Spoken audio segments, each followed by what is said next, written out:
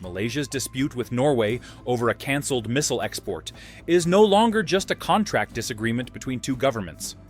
It has become a test of how smaller military powers judge reliability in a fragmented global defense market.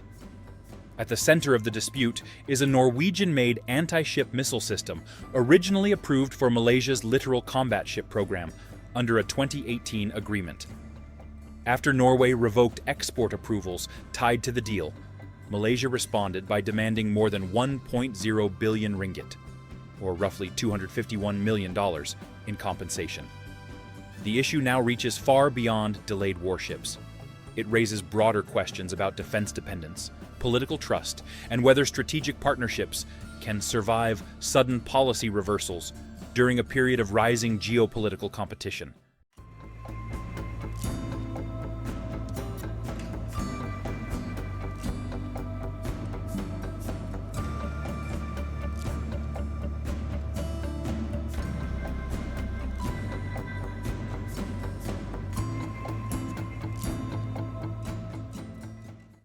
The dispute involves the Naval Strike Missile, commonly known as the NSM, developed by Kongsberg Defence and Aerospace.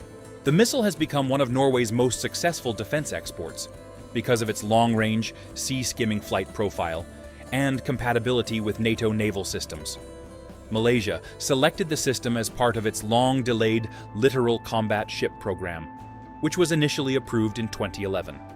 The original contract envisioned 6 advanced warships for the Royal Malaysian Navy at a reported cost of around 6 billion ringgit.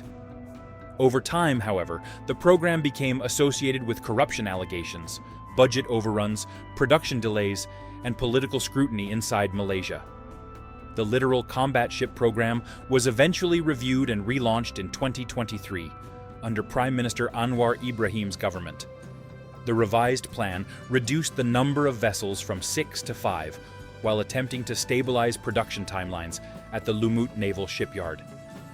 Even after restructuring, the program continued facing delays linked to supply chains, equipment integration, and technical rework. Malaysian officials had expected the first vessel to enter delivery stages in August 2026. But the timeline reportedly slipped to December after critical systems failed to arrive on schedule.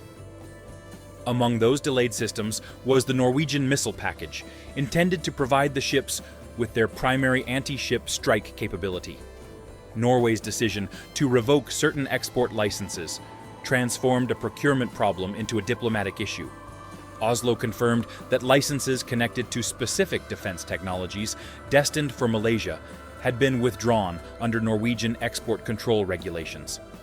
Norwegian officials described the outcome as regrettable because it affected Malaysia's naval modernization plans, but they did not publicly disclose detailed reasons behind the policy shift. Malaysia interpreted the move differently. Defense Minister Mohamed Khaled Nordin argued that the revocation imposed both direct financial losses and broader operational damage on the country's naval readiness program. According to Mohamed Khaled, Malaysia already paid approximately 126 million euros connected to the missile arrangement, and is now seeking compensation not only for those direct payments, but also for indirect costs tied to delays, redesign requirements, and program disruption. The total compensation demand exceeds 216 million euros. Malaysian leaders increasingly framed the issue as part of a larger reliability problem involving Western defense suppliers. Anwar Ibrahim personally raised objections during a call with Norwegian Prime Minister Jonas Gahr Støre, emphasizing that the cancellation threatened Malaysia's defense preparedness and undermined confidence in long-term strategic agreements. The timing matters because Southeast Asia is experiencing a rapid naval modernization cycle driven by competition in the South China Sea and broader Indo-Pacific security tensions. Malaysia has historically tried to maintain balanced relations with the United States, China, European suppliers, and regional partners while avoiding formal alignment with major power blocs.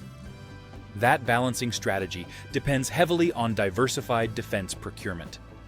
Malaysia purchases equipment from multiple countries, specifically to avoid excessive dependence on any single supplier. However, diversification also creates vulnerabilities when political decisions interrupt critical supply chains or licensing agreements. Norway's role in this situation is also shaped by broader Western export control practices.